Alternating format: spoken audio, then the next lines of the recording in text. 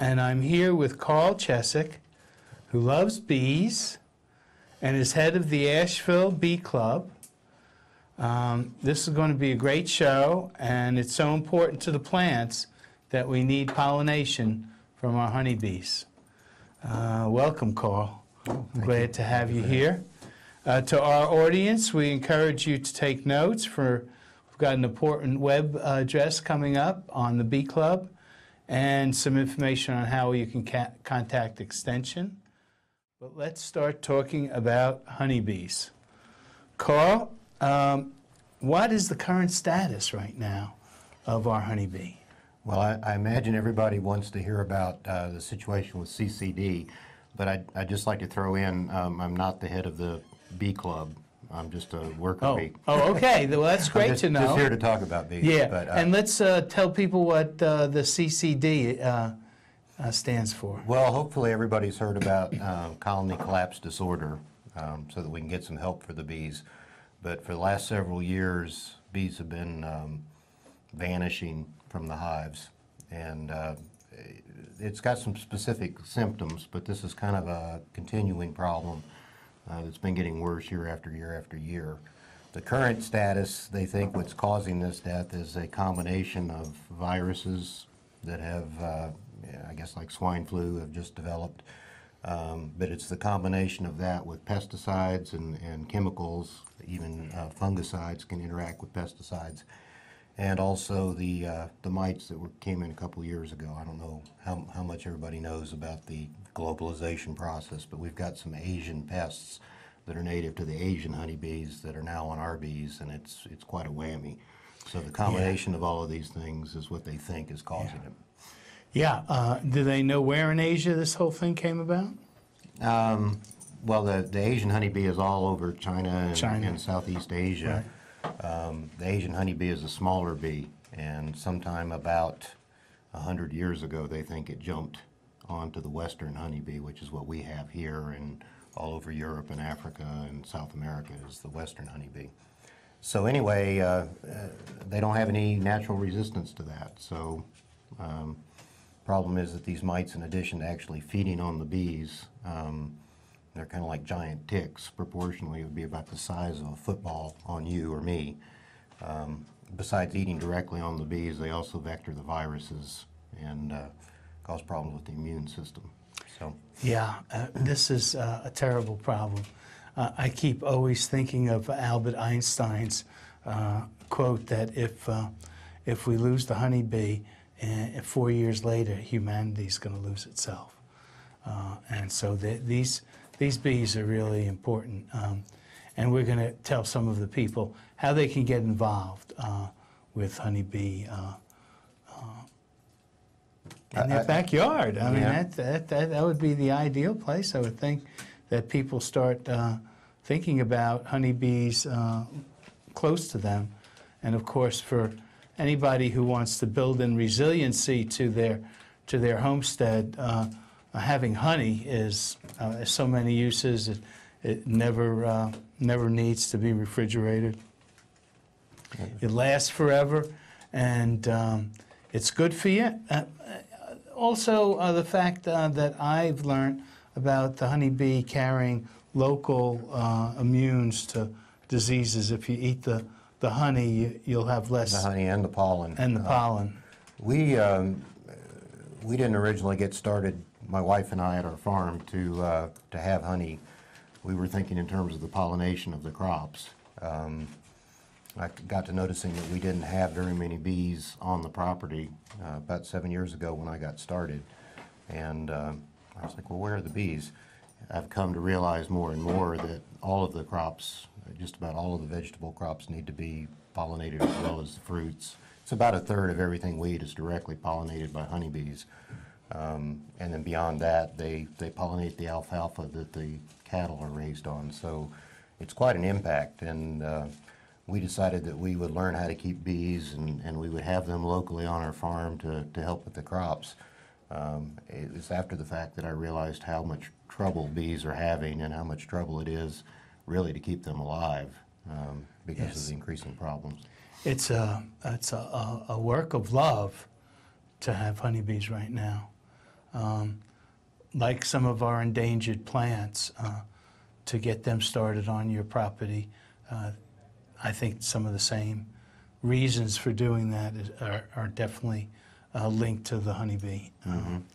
And this is a tragedy that we as humanity have caused, I believe, on these bees. I think that something they may want to know out there is that honeybees pollinate an area of about 3 miles from their hive. So if you have a beekeeper near you within 3 miles, be thankful. And that's one of the problems. In the past, there have been large commercial beekeepers, but they might only keep their bee in a particular location.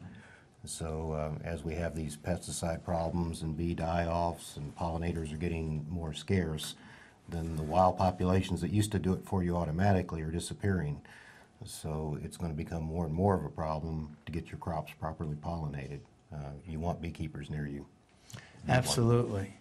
And this is another part of urban homesteading that we have information from the Homegrown Revolution about a person growing huge amount of crops on 1/10 of an acre in California. And one of the things they had also was bees.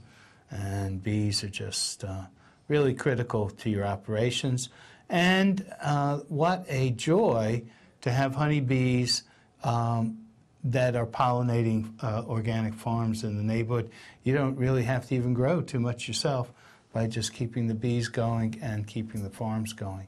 So it becomes a whole system, a whole way of looking at things. And I know that in the past there used to be people who used to come out and they used to set up their hives, and they try to get locusts or sourwood, and then they take them all away and bring them back. And those are the larger deal honey growers that really we need to have everyone in every neighborhood be growing having some hives. Yeah.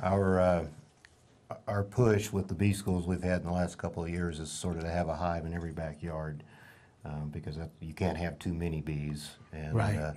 The more diversity and the more people raising them, the better chance we have of helping their survival. Exactly.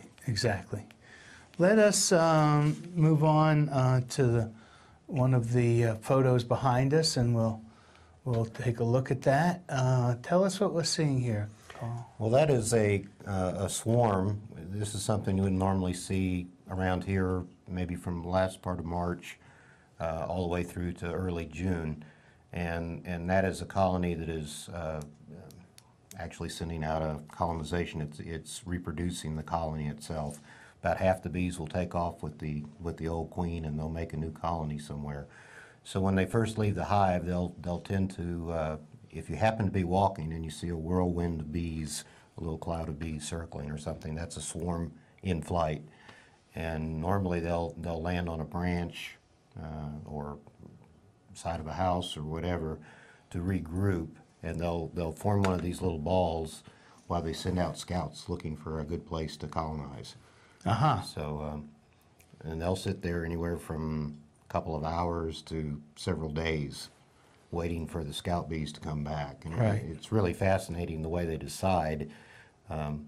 Scout bees go out in all directions and they all find something, and they come back, and by the intensity of a little dance they do on the surface of that cluster, they make their case for how good their place is. So then other scout bees will go out and check out what they've found, and by the enthusiasm that they display, it somehow gets communicated to the whole group, and when they finally take off, they go to the same place, the right place, and it's usually the best place.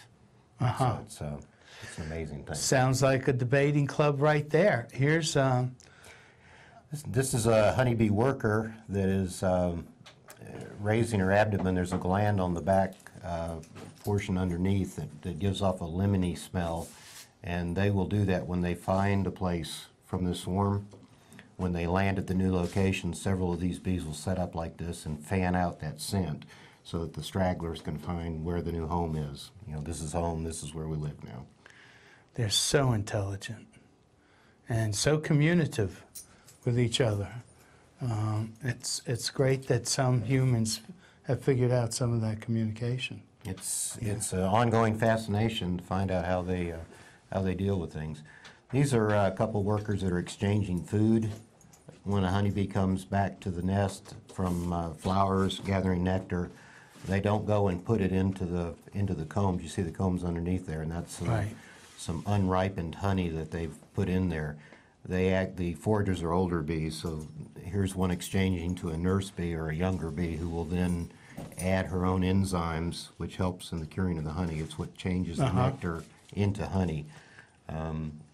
So she'll add some enzymes, carry that around, then pack it in a cell, and they actually set up fanning patterns to help evaporate the water out of the nectar so that it's concentrated. So incredible and so creative. Yeah. That's one of the boys.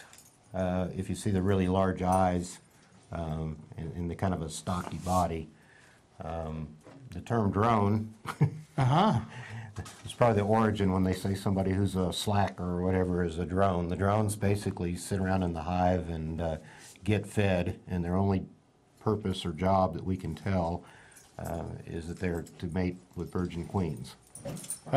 Wait for the virgins. That's an interesting job. So they hang out. They're welcome in every hive during. I should put the disclaimer on this because drones are raised from March until maybe the end of the nectar flow, and when things start getting tough or winter starts coming, the females drive them out of the hive and they die. So It's a tough life for those drones. they're about, in their peak, they might reach as much as 5% of a hive of the whole population. The rest of Right. it is all females. And so these drones sit around and get the life of Riley until the changing of the season, and then they run off. So here we have a queen. Her abdomen you can't really see. She's down in the cell laying an egg. And those are her court around her, the nurse bees that follow her around and keep her feeding. All she does is go around and lay eggs. And that red in the center? That's a beekeeping mark, so you know the age of the queen. There's 5 colors that they use. Red was last year, for example, and they rotate that around every 5 years. It's blue, white, yellow, red, so that a beekeeper could go in and know that this was a 2008 queen. So how do they put that on there? That must be a delicate operation. They pick the queen up with their hands. She doesn't normally sting. I've heard that they can, but generally they grab them by the wings carefully and then transfer into the other hand with a couple of fingers and hold them in place and put a little dot with the pin on. That's amazing. Truly amazing. What a life, huh? Okay. The queen lives a little bit long. I should be filling some of this in because I know people don't really know. Queen will live for several years, but a worker might live only 6 weeks. In the winter, they might live a little longer, but generally, 95% of the hive is female worker bees. All the honeybee workers, all the bees that you find on flowers are female workers. The drones don't collect pollen or feed themselves.